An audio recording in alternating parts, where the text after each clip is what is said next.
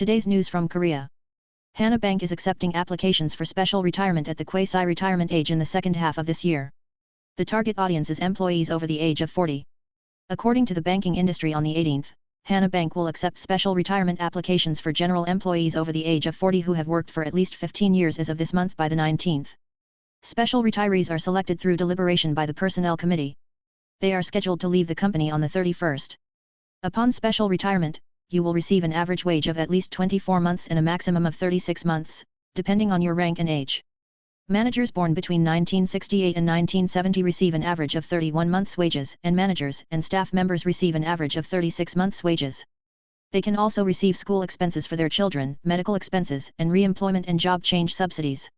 Employees born after 1971 are paid an average wage of up to 24 months, depending on their age. Hana Bank has regularly implemented quasi-retirement special retirement plans. In January of this year, 250 people left the company on the 31st of the same month after receiving applications for special retirement at the quasi-retirement year. At that time, Hana Bank also conducted special retirements during the wage peak, leaving 228 employees.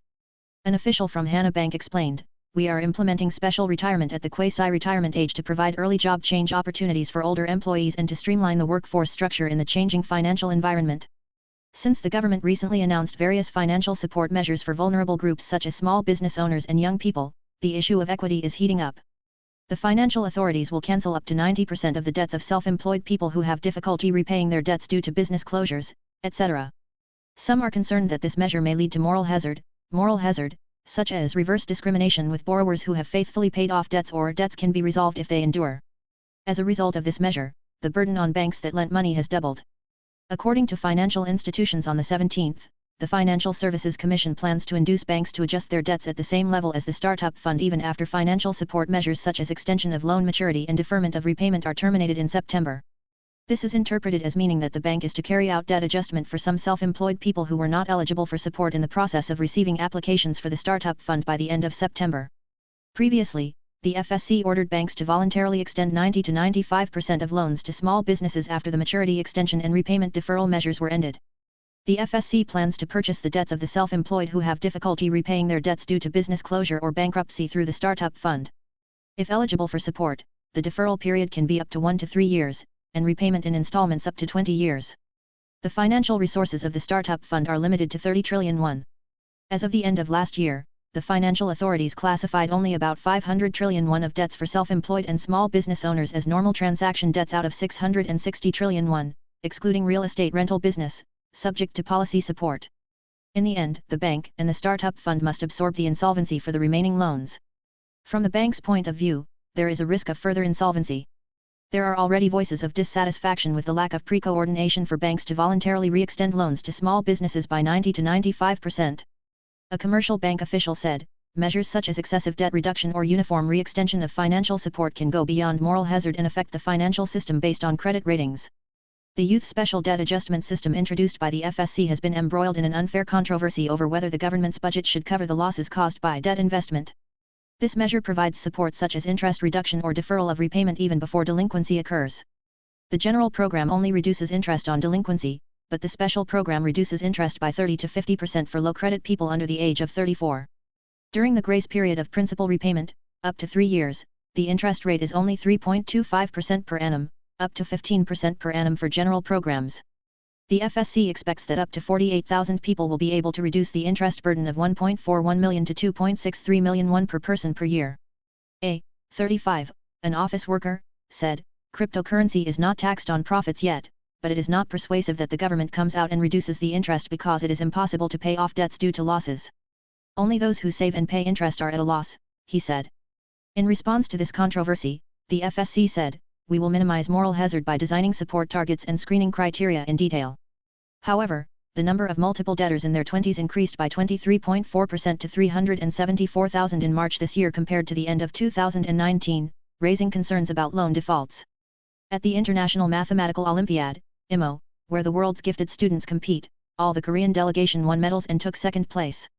The Ministry of Science and ICT said, in the 63rd International Mathematical Olympiad, IMO, held in Oslo, Norway from the 6th to the 16th, all 6 students of the Korean delegation won medals, achieving a total score of 208, achieving second place in the national overall. Announced on the 17th. 589 students from 104 countries participated in this competition. China, which received a total of 252 points for 6 gold medals, ranked first overall. After Korea, the United States, Vietnam, and Romania took 3rd and 5th places. Korea first participated in the International Mathematical Olympiad in 1988 and finished 22nd overall, but in 30 years it has grown to the highest level in the world. Korea took first place overall in the 2012 and 2017 competitions, and finished second overall in 2013 and 2016. The International Mathematical Olympiad, first held in Romania in 1959, is held annually for the purpose of discovering and nurturing gifted mathematicians early, and for cultural exchange and information exchange between world mathematicians and mathematicians. It will be held next year in Chiba Prefecture, Japan. While the first trial court sentenced a woman in her 20s, who was accused of hitting a man in her 60s with a cell phone in the head of a Seoul subway, a prison sentence, the prosecution and the accused Kim both appealed against the verdict. According to the legal community on the 18th, the prosecution filed an appeal with the Seoul Southern District Court on the 12th. Kim also appealed the judgment of the court on the 7th.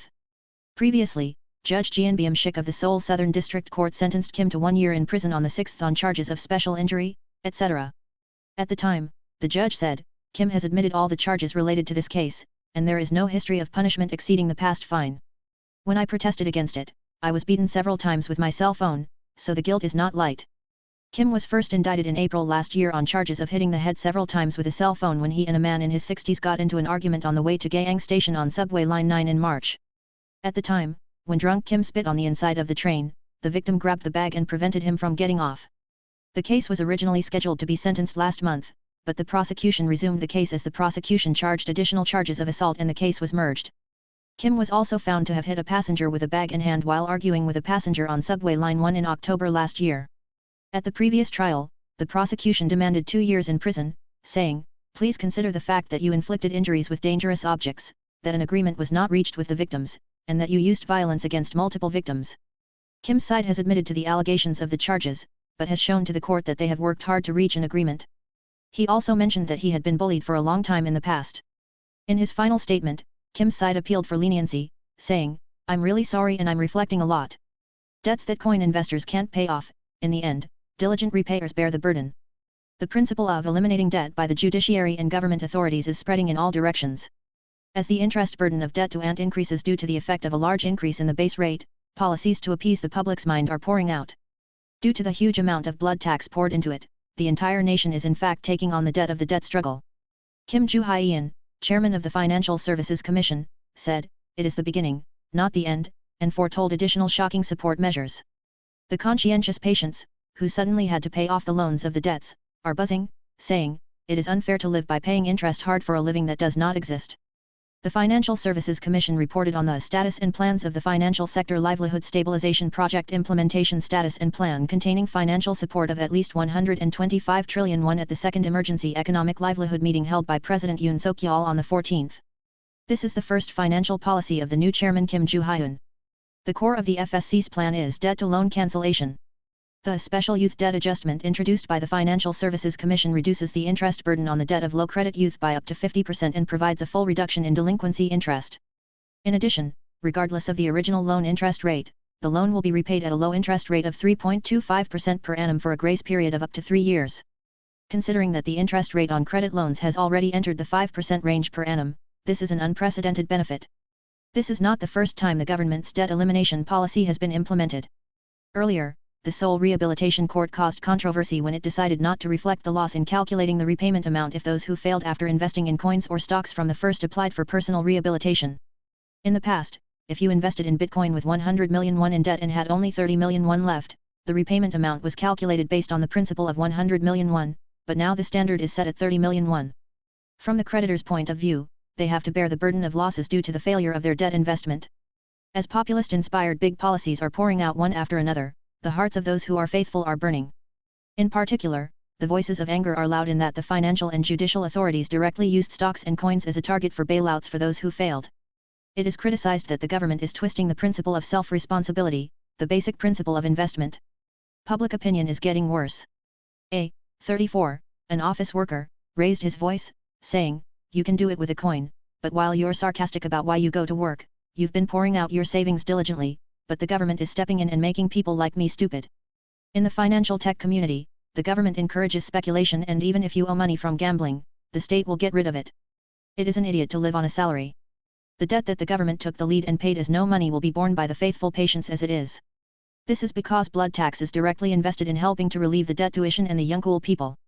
In other words, the people who have been struggling to pay interest even in difficult households are now paying interest on their debts.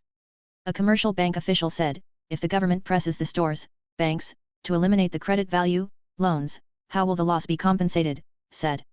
The government also decided to virtually eliminate all debts of small business owners and the self-employed. The Startup Fund, with a budget of 30 trillion won, is a program that eliminates the debts of small business owners and self-employed people by purchasing non-performing loans by the government. Up to 90% of the principal can be forgiven. As institutions responsible for people's livelihood continue to come up with policies that convey the responsibility of debt collectors to the general public, there is concern that the voices of criticism will increase.